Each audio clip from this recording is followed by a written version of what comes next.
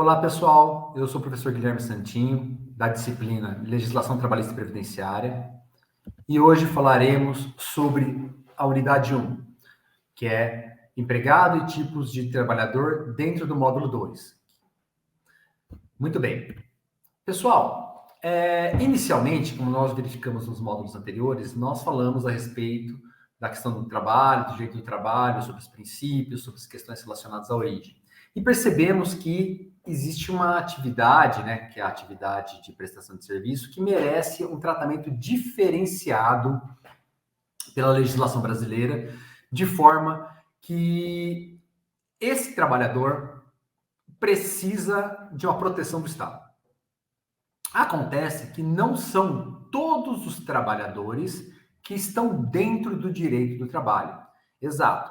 O fato de uma pessoa física, uma pessoa natural, ela trabalhar, não significa que ela é empregada. Então, no Brasil, existe uma grande gama de trabalhadores, inclusive trabalhadores que a legislação faz proteção, que a legislação regulamenta.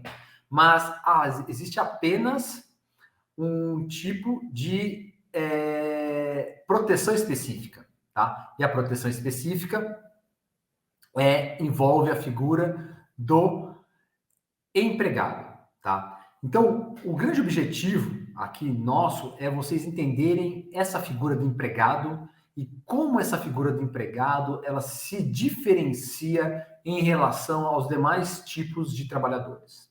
Então, por exemplo, pessoal, eu gosto de trazer sempre com vocês a seguinte situação, né? Quando eu inicio esse tipo de aula. O policial, ele trabalha, o estagiário trabalha, o doméstico trabalha, o entregador de comida ou do iFood ou do Uber, eles trabalham. Perceba que todas essas pessoas são pessoas que realizam uma atividade de trabalho. E essa atividade de trabalho envolve sempre dois elementos básicos. É uma pessoa que faz uma atividade, certo? Com uma atividade. Uma pessoa com atividade. Sempre essas duas características para formar um trabalhador, certo? Então, existe uma série de tipos de trabalho e existe uma série de regulamentações que cuidam do trabalho. Então, por exemplo, quando você contrata uma pessoa para pintar a sua parede, a sua casa, ele é um trabalhador. Só que a relação que você estabeleceu com ele, certo? Normalmente uma pessoa física estabelece com uma pessoa física, é uma relação entendida como uma relação entre iguais, em que não há uma necessidade do direito do trabalho realizar ou fazer uma intervenção neste tipo de relação. Porque o que você vai falar para a pessoa que está sendo contratada? Olha, eu quero que você pinte esta parede desta cor, com esta tinta, dentro de um determinado prazo. Perceba que as regras que foram colocadas são regras de uma certa forma gerais, genéricas.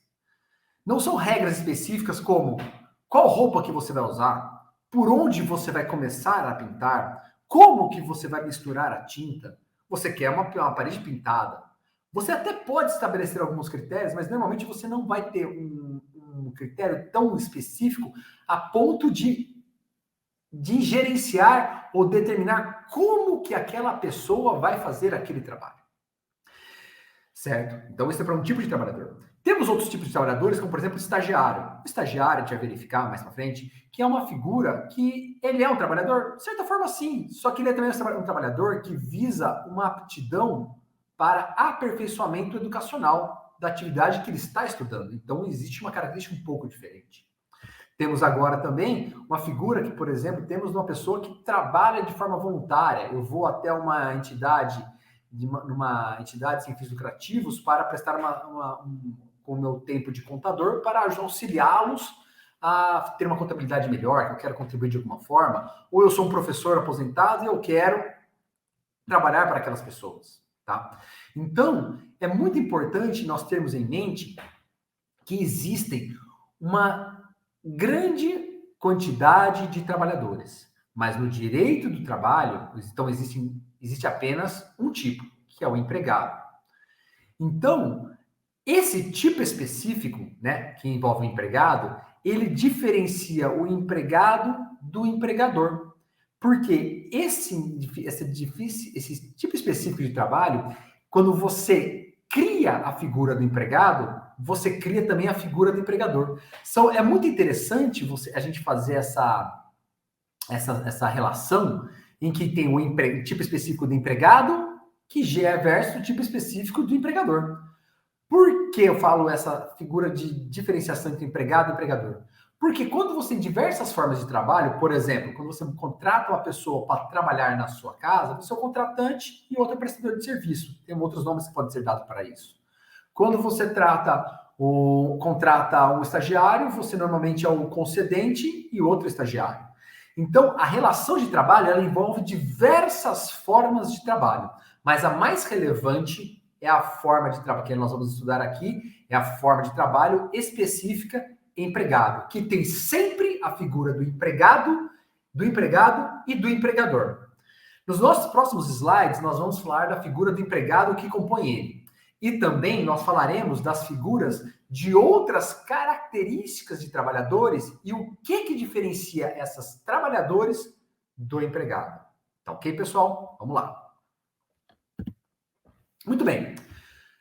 Antes da gente falar especificamente das qualidades referentes ao do empregado, é importante destacar que o empregado no Brasil, ele é uma pessoa que tem que ter pelo menos 16 anos. Então, no Brasil, o empregado, para ser empregado, ele tem que ter pelo menos 16 anos. Então, é possível uma pessoa com 17 anos ser empregada com carteira assinada? Sim, é possível, sem problema nenhum, tá? O Brasil autoriza isso. Contudo, uma pessoa com menos de 16 anos, ela não pode ser empregada. Ela pode ser aprendiz, que é uma figura intermediária, né? Em que a pessoa está ingressando no mercado de trabalho, mas ela também ela é obrigada a ter formação educacional, formação técnica, certo? É uma figura lateral. Então, no Brasil, a regra é: nós temos empregados a partir de 16 anos de idade, certo? E podemos ter pessoas como aprendiz, então a gente trata dessas pessoas com 14 a 16 anos. Mas e uma pessoa com 12 anos, ela poderia ser aprendiz? Não pode ser aprendiz. Ela poderia ser empregado, muito menos ser empregado com 12 anos. Tá? E esses contratos que são firmados, o contrato por prazo de aprendiz, ele é um contrato, sempre um contrato por prazo determinado. É um contrato estipulado por prazo determinado. É um contrato fechado, de 2 anos apenas. E os contratos, no caso de uma pessoa que é com mais de 16 anos, a regra é que os contratos sejam por prazo indeterminado. Tá ok, pessoal? Prazo indeterminado. Outro exemplo é o contrato de experiência, né? Que é um exemplo que trata de pessoas que estão sendo contratadas para verificar se elas se adaptam à empresa ou à atividade. E é um contrato que dura por até 90 dias, ou um prazo de 45 por 45, ou prazo de 30 mais 60, é um prazo que pode ser prorrogado. É um contrato de experiência que é feito. Tá ok, pessoal? Ainda com relação ao contrato, é importante destacar que a regra no Brasil, como falei para vocês, é por prazo indeterminado, não pode ser por prazo determinado. Somente situações de exceção é que são feitas por prazo determinado, tá? Muito bem, entrando especificamente aos elementos do vínculo de emprego, e aqui a gente vai se dedicar um tempo um pouco maior. Todo o empregado, ele tem que ter esses 5 elementos que vocês estão vendo aí sem o destaque. Ele tem que ser uma pessoa física, ele tem que ter pessoalidade, ele tem que ter onerosidade, tem que ter habitualidade, tem que ter dependência ou subordinação. Esses requisitos, eles estão dentro da consolidação das leis do trabalho, no artigo 2º e no artigo 3º, juntos, que vocês vão verificar chegando em casa ou abrindo lateralmente aí ao momento que assistem essas aulas, o site do Planalto, quando coloca Planalto CLT, vocês vão verificar lá esses elementos que estão lá no artigo 2º e no artigo 3º. E como é que funciona a primeira situação? Primeira coisa, Para ser empregado tem que ser pessoa física, pessoal. Não pode, uma pessoa jurídica nunca será empregado. Lógico, se houver fraude, o que significa isso? Cria-se uma pessoa jurídica para que uma pessoa física trabalhe observando alguns requisitos do vínculo de emprego, todos os requisitos do vínculo de emprego. Aí, essa pessoa jurídica ela é descaracterizada porque, na verdade, o que existe é a personalidade da pessoa física. Mas a regra é que tem que ter sempre uma pessoa física, certo? Nós temos sempre que ter uma pessoa física trabalhando para um empregador. Esta pessoa física, ela tem que realizar a sua atividade de forma pessoal. Isso é muito interessante. Como assim de forma pessoal? Olha, uma pessoa física, ela tem que realizar a atividade para configurar o vínculo de emprego sempre com caráter personalíssimo. Ou seja, eu não posso, ou a pessoa não pode, se fazer substituir por outra pessoa quando ela está trabalhando. Então, por exemplo, um médico de um hospital. Ele é contratado e ele quer que outra pessoa vá ao lugar dele. Então, imagina assim a situação. O médico ainda não tem carteira assinada. Não se sabe exatamente se é um empregado ou se é um autônomo, certo? E o médico, ele vai e faz um plantão 3 vezes por semana, segunda, quarta e sexta. E daí chega uma sexta-feira, ele não vai, ele manda um colega dele no lugar dele. Ora, no final do mês, ele recebe o salário e repassa uma parte para o colega dele. No final de um ano, ele ingressa com uma ação trabalhista falando assim, olha, eu trabalhei no seu hospital, mas eu quero o vínculo de emprego porque eu tenho todos os elementos, esses 5 elementos, inclusive a pessoalidade. Então o hospital chega e fala, olha, colega, doutor médico, infelizmente, no seu caso, não dá para ser vínculo de emprego porque você não era a pessoa que ia todos os dias. Você se fazia substituir por outra pessoa. Não existe a pessoalidade nesta atividade que você fazia. Você colocava outras pessoas no local. Então, dessa maneira, nós não podemos entender e configurar você como um empregado, porque falta pessoalidade, certo? Falta pessoalidade porque não tem o caráter de ser aquela pessoa que tem que fazer o serviço, tá? Então, o segundo critério, pessoalidade. O terceiro critério é a onerosidade, que é o fato de que todo trabalho pressupõe uma forma de remuneração. Ah, professor, mas eu entendo que se eu não pago em dinheiro, não tem vínculo de emprego. Não é bem assim, vamos entender. Então, todo emprego, ele precisa ser remunerado. E pressupõe que seja remunerado.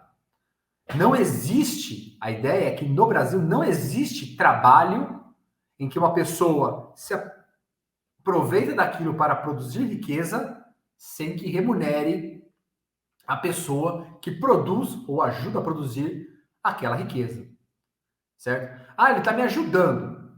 Muito cuidado com isso.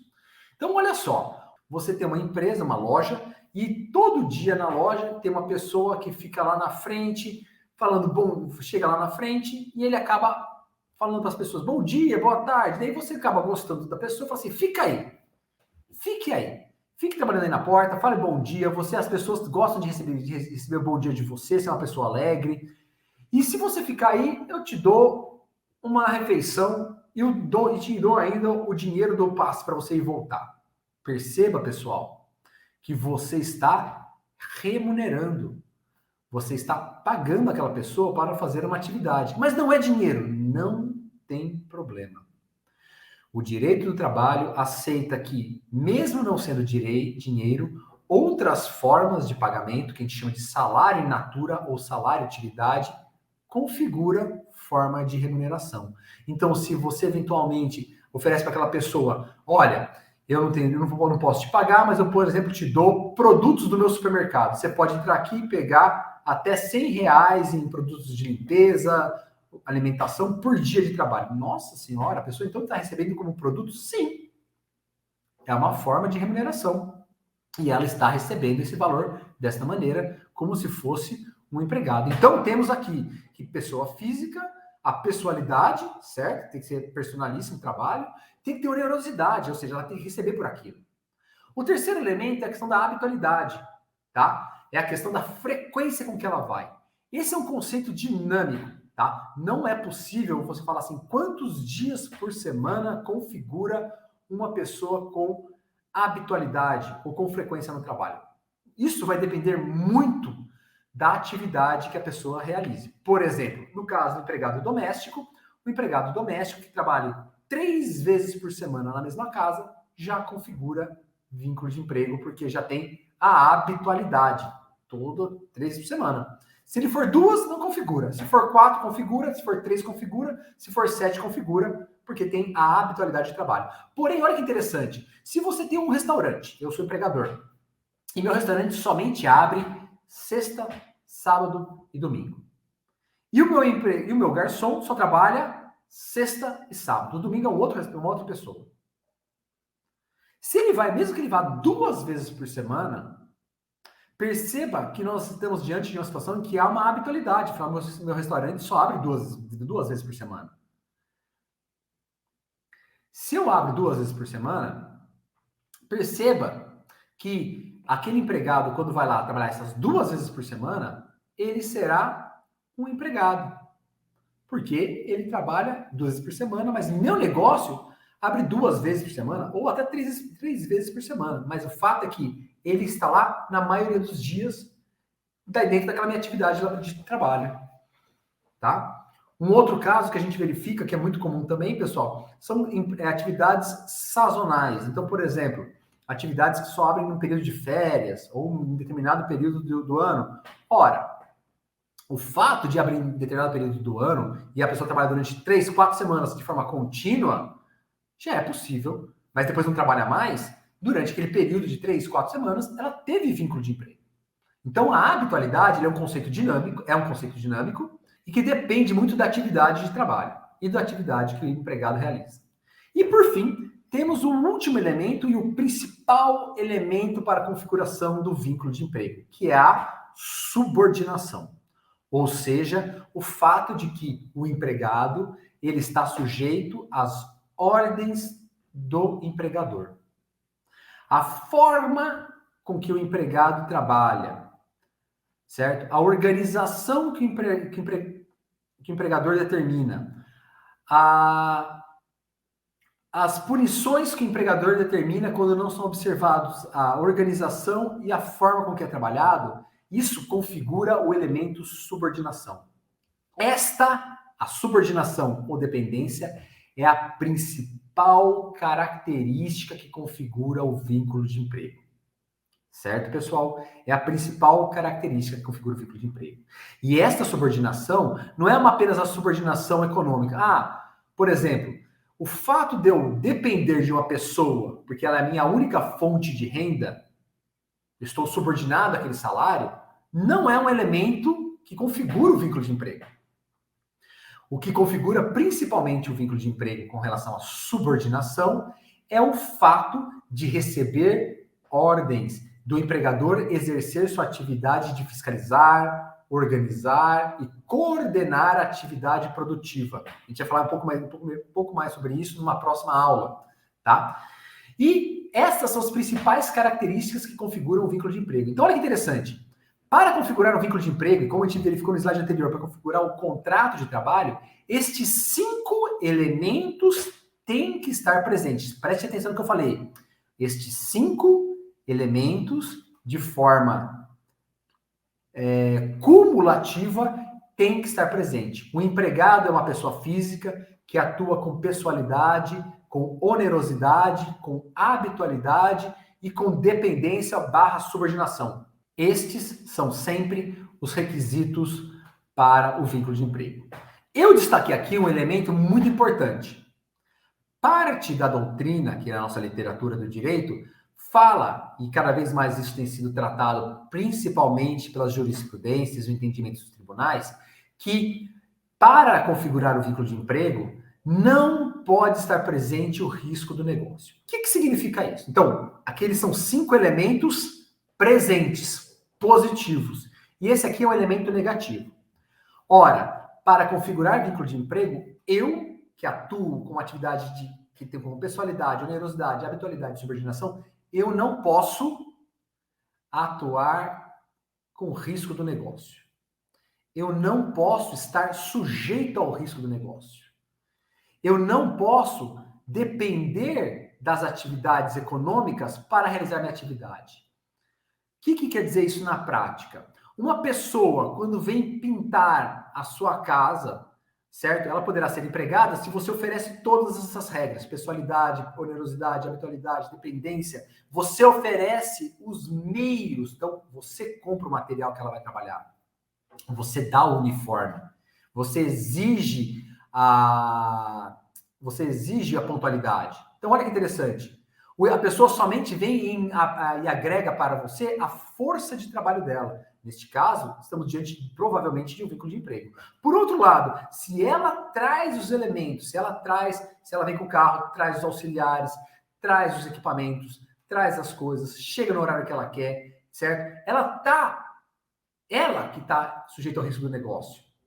Ela que corre o risco de, por exemplo, não dar certo alguma coisa.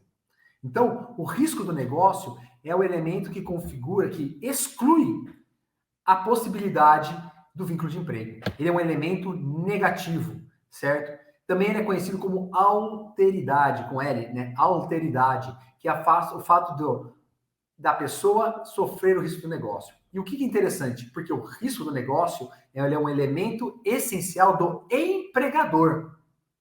Então, como é que a gente faz para entender o que é um vínculo de emprego? Quando é que eu tenho um vínculo de emprego com relação a uma pessoa? Você tem um vínculo de emprego com uma pessoa, sempre que você tem os 5 elementos: pessoalidade, onerosidade, habitualidade, subordinação. Porém, em casos em que, aí tem algumas coisas que são mais difíceis ultimamente, tem sido algumas discussões na jurisprudência, em caso que a pessoa, ela tem os meios de produção, ela define o preço, ela negocia, ela não está sujeita às gerências da sua atividade, ela que controla a sua atividade, aí estamos diante de uma pessoa que não é empregada. Mesmo que tenha uma certa pessoalidade, onerosidade, habitualidade, mas tem um pouco de subordinação. Deixa eu falar um pouquinho sobre isso quando a gente fala do autônomo, tá? Então, a regra vou reforçar com vocês, tem que ter os 5 elementos e não pode ter o último elemento. Então, a pessoa não pode ter o risco do negócio. E aí, pessoal, vamos fazer uma atividade comparativa. Como assim comparativa? Vamos fazer uma atividade em que vamos verificar como que funciona os elementos do vínculo de emprego em face a alguns tipos de trabalhadores. Existe uma figura chamada trabalhador voluntário, previsto na legislação, em que essa pessoa ela tem 4 dos 5 elementos do vínculo de emprego. Então, ela é pessoa física? Sim. Ela tem pessoalidade? Sim, porque ela que se dispôs a trabalhar numa determinada entidade sem fins lucrativos, certo? É ela quem realiza essa atividade. De forma pessoal. Com habitualidade. Eu vou lá 3 vezes por semana, 2 vezes por semana.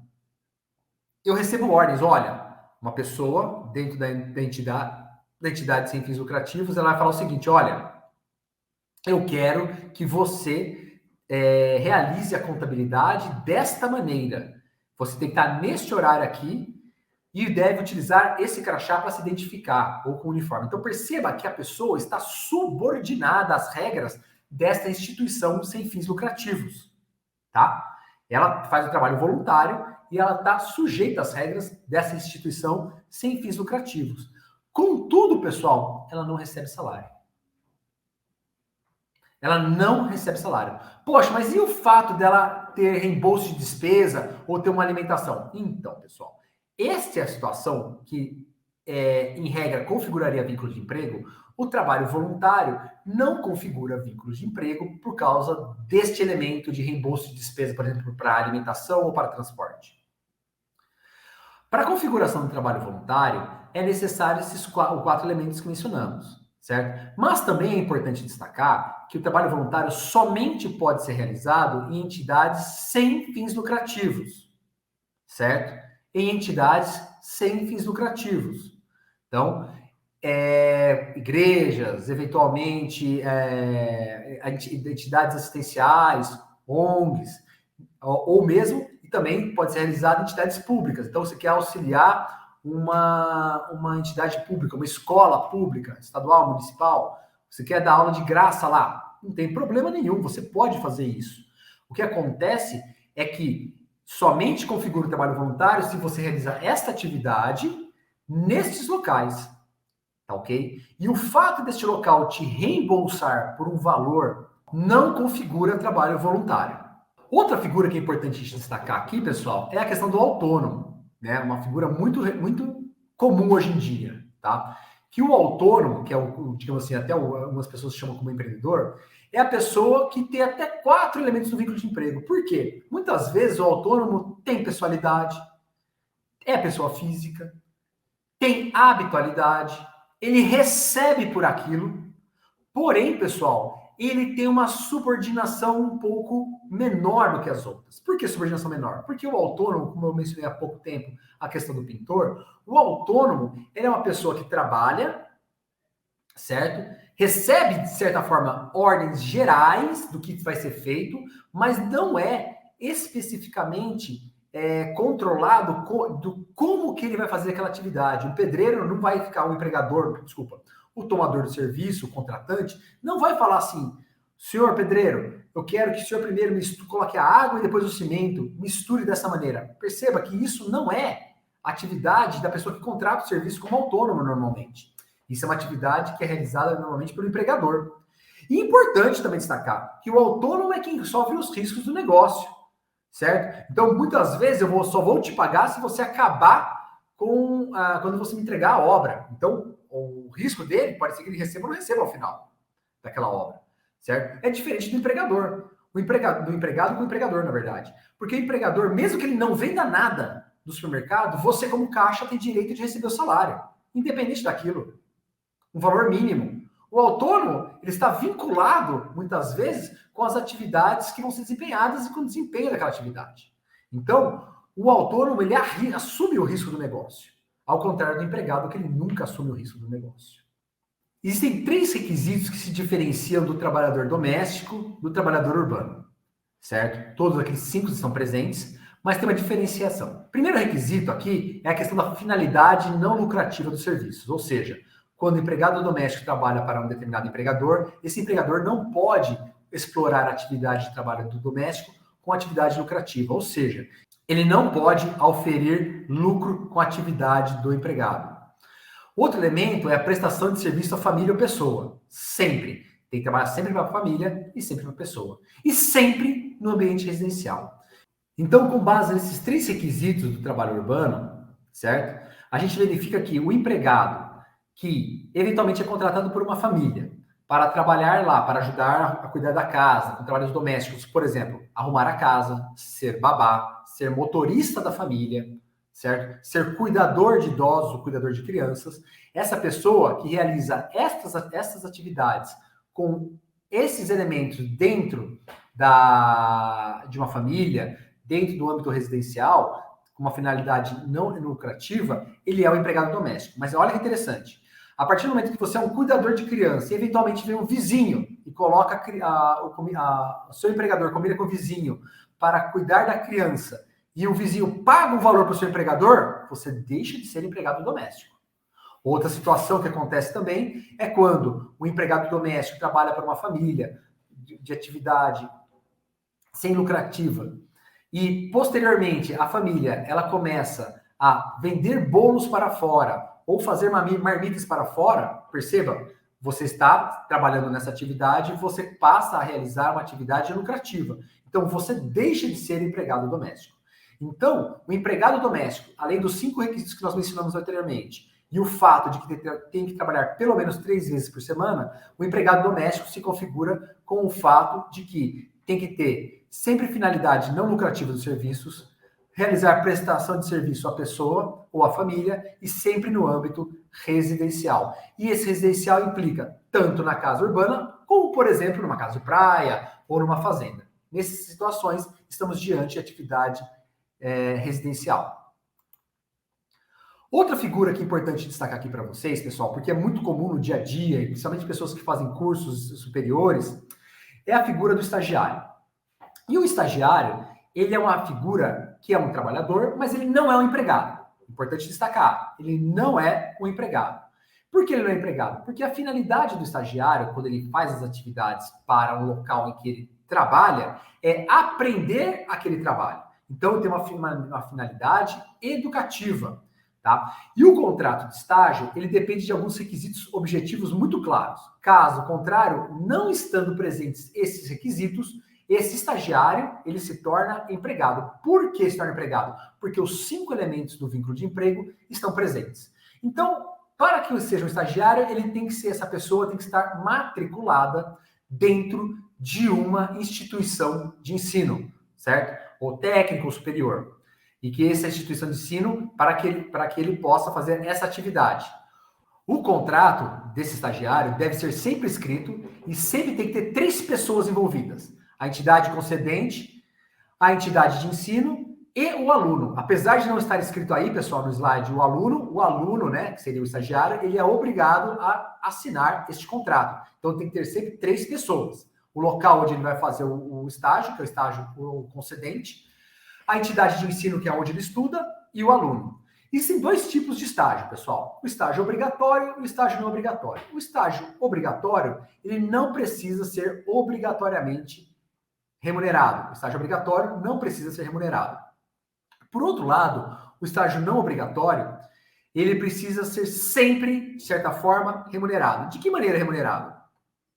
O estudante, ele tem que receber uma bolsa, a lei não estipula o valor da bolsa, tá? Mas tem que receber uma bolsa, tem que ter seguro de vida, então o estagiário tem que ter um seguro de vida e tem que ter um auxílio transporte.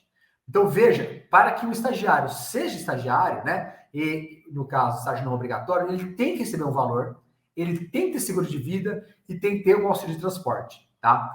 Caso esses elementos não estejam presentes, ele tem que ter pode-se configurar o vínculo de emprego. Importante destacar, não está no slide, mas eu vou destacar aqui com vocês, pessoal, é o fato de que o estagiário, ele tem que realizar atividades de estágio no âmbito da atividade que ele está estudando. Então, se, por exemplo, eu faço biologia, eu tenho que trabalhar numa atividade relacionada com a biologia, em algum local, no laboratório, ou numa pesquisa, ou no campo. Eu não posso ser atendente de banco, tá? Eu poderia ser eu fazer biologia e trabalhar no banco? Sim, para fazer análise de documentação de impacto ambiental que seja necessário para o contrato de financiamento.